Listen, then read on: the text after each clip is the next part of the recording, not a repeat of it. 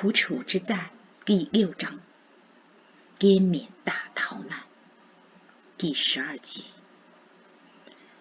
浩恩发现鼠疫霍乱病菌已随撤退的中国远征军和难民，沿着滇缅公路从腊树到下关扩散到沿线村落。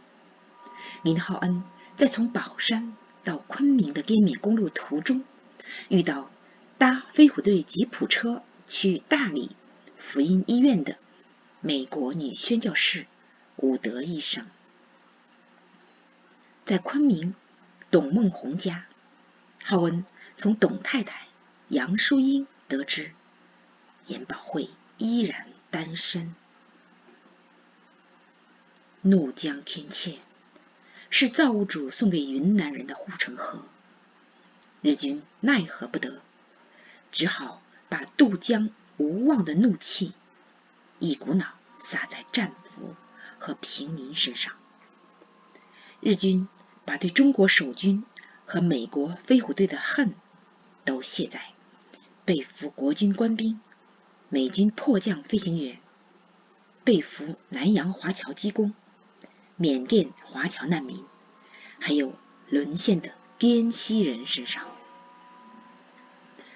日军残忍奸污虐杀妇孺，不分军民，大行杀戮。仅仅数周，怒江西岸血腥尸臭冲天，大小江河被污染，飞鸟吓得远走高飞，鱼儿远游，草木凋零，花谢树枯。怒江大峡谷瞬间变幻的自然景观，像是为被打死的人鸣冤。比日军刀剑枪弹更骇人的是日军在宝山投下的细菌弹。宝山地区霍乱瘟疫流行，疫情在投弹后数月蔓延到滇西10几个县，军民均受感染。宝山附近居民在大轰炸后，每天都有几百人死去。疫情严重的山村，因死人病人太多，无人收尸，任由尸体发臭腐烂。浩恩以为逃离宝山就逃离了疫区，一路走来才知，鼠疫和霍乱病菌已在上月下旬随撤退的中国远征军和难民沿滇缅公路从腊树到下关扩散到沿线村落。路边水沟常见倒闭而死的伤兵和难民，故此浩恩他们不敢在村里吃东西，也不敢停留，只在路边找片空地休息一下。车上那捆在松山得到的甘蔗和余下的几个玉米粑粑派上大用场。浩恩让司机梁伟强吃饱，其他人只分几口玉米粑粑和1节甘蔗，让大家在车上尽量睡觉，节省能量，减弱饥饿感，等过疫区再下车找吃的。浩恩自己只吃1节甘蔗解渴。大约晚上9点，浩恩他们到达下关，路上难民车辆马匹拥堵，又在路边休息2次，虽比正常时间多用2个小时，4个小时，能顺利通过公过桥已很幸运。公过桥之前被日军炸毁多次，最近一次轰炸在2月前。他们经过时，公过桥刚修好通车不久，桥梁工程师、修桥技工、民工日夜在桥边当值。日军轰炸机前脚飞走，桥工后脚修好。桥修好前，通常先架临时浮桥浮筏，让车队一次1辆车缓慢通过。从宝山到昆明的滇缅公路是日军轰炸的重要目标，杨伟强想趁天黑没有轰炸，尽量多开一段路。郝文则提议为大家的安全和健康，在下关镇找家饭店饱餐一顿，在客栈安睡一晚，养足精神，次日黎明出发。卡车开进下关镇，黑暗中，郝文看见镇子上石子路边有露宿街头的难民，看样子是刚从宝山方向逃过来的。大部分店铺已打烊，只有几家饭馆还在营业。郝文让司机和其他人先去吃饭，他和3位强壮的男同事留下看车，等先吃饭的人回来，他们再去。黑暗中忽然出现一道刺眼白光，照亮下关镇肮脏狭窄的石阶，接着是戛然而止的停车声。只见一辆美军吉普车停在郝文他们的卡车前，吉普车里下来3个人，2个美军飞虎队员，一位身穿中式服装的西人女士。郝文觉着这位女士似曾相识，便迅速在记忆中搜寻她的踪影，猛地想起来，她是他在留美归国船上认识的美国医疗女宣教士裴萨伍德医生。他从武汉撤到雷允前，在汉口教会医院和他见过一面，没想到竟然在此地重逢。郝文急忙下车，向伍德医生走去，用英文冲着他喊：“伍德医生，晚上好。”伍德医生听见在黑灯瞎火的云南小镇，居然有人用流利美式英语叫他的名字，惊讶不已。他见郝恩，很快认出，说：“郝，是你呀，你怎么会在这里？”郝文说：“这也是我要问你的问题，伍德医生，你怎么会在这里？”日军把我逼到了这里，伍德医生说。我也是，郝文说。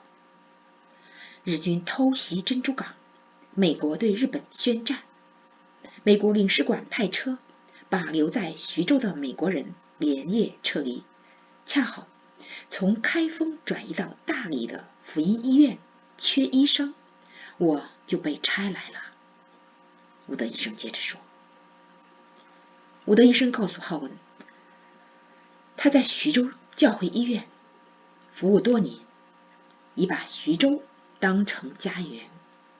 美国对日本宣战后，为逃避日军追捕，随中国难民辗转逃到昆明，适逢大理福音医院缺外科医生，他就被派来了。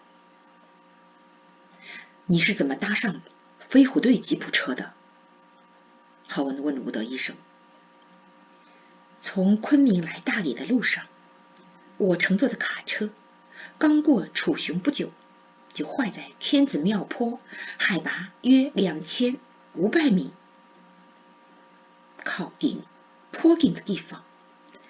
在滇缅公路沿途不易遇见可靠的过路车，不少卡车司机收高价超载搭人，让搭车的人爬到卡车货物顶端，风吹雨淋不说，最糟糕的是被松树枝打翻到路边悬崖深谷里，即便没有摔死，也会被饿死，变成野兽的美食。天色将晚，我才拦下飞虎队的车，他们恰巧是去大理，我们都饿坏了，想在下关镇吃饱，再进大理城。伍德医生说。大理很美，我早就想去看看，一直没机会。郝文说。伍德医生要去的福音医院所在地大理城，在苍山脚下，西傍苍山，东依洱海。大理城在560年前的明代诞生于滇西秀丽的山水间，城内溪水潺潺，花香草绿，飞鸟歌鸣，宛若世外桃源。浩恩正与伍德医生说话时，梁伟强吃完饭从饭馆出来，手里拿2个油纸包，里面各包4个葱油肉馅酥粑粑，类似北方的葱油酥饼，香酥可口。梁伟强特意让饭馆伙计打包8个葱油肉馅酥粑粑带在路上吃。他知道浩文禁食1天，只吃过1节甘蔗，让浩文赶紧去吃饭。浩文随伍德医生进隔壁小饭馆，2名飞虎队员也在那里就餐。这2名飞虎队员是新补充的地勤，不认识浩恩，但他们一听浩恩是雷运中央飞机制造厂工程师，亲手组装维修保养过多架飞虎队战机，在雷运常与飞虎队员喝咖啡，立刻感觉浩恩亲如家人。2人得知浩恩到昆明想找飞虎队搭飞机去重庆，主动帮他安排。他们给浩恩一张字条，让他去昆明乌家坝机场找他们的头。几天后，浩恩一行抵达昆明，他先去中央飞机制造厂驻昆明办事处领一笔遣散费，然后搭公共汽车去乌家坝机场找飞虎队。刚到机场门口，忽听有人喊：“林浩恩，林浩恩！”随着喊声，一辆吉普车停在他身旁，只见车里坐着原笕桥中央航校无线电教官董梦红，是他在喊。笕桥中央航校撤退到昆明前，董梦红的太太杨淑英在笕桥堂做礼拜。杨淑英和浩恩是教友，董梦红常陪太太去做礼拜，而结识浩恩。又因徐永道与董梦红是老同学，浩恩与永道常一起去聚会，因此浩恩与董梦红有些交情。他乡遇故知，有朋远方来，在朝生暮死的战乱时期是难得的事。董梦红下车，双手握住林浩恩的手，说：“天上掉下个林弟弟。”梦红兄，真没想到在此遇见你。浩恩说：“你若晚来昆明数月，咱俩也许就再难碰上了。”董梦红说：“梦红兄要离开昆明？”浩恩问。中央空军官校就要迁到英属印度旁遮普首府腊河了。董梦红说。得知浩文到机场的来意，董梦红说：“这事我来安排吧，下次见面还不知在何时何地，先来我家坐坐，叙叙旧。”在董梦红家，浩文从董太太杨淑英得知严宝慧依然单身，只是自去年12月他去香港出差，遭遇日军进攻九龙，如今已5个多月没有他的音讯。这还是前些时候杨淑英听姑姑杨若欣说的。林浩恩从武汉撤到昆明时，给严宝慧寄过一封信。眨眼4年过去，知道宝慧还是单身，如今又下落不明，他心中极不是滋味，心想这次得以从宝山平安撤到昆明，今生见到严小姐时，若她仍是单身，我必不顾一切向他求婚。他心中默默祈祷，有一天，他与她重逢在某一个天涯海角。今天就到这里了，多谢各位收听、收看、订阅。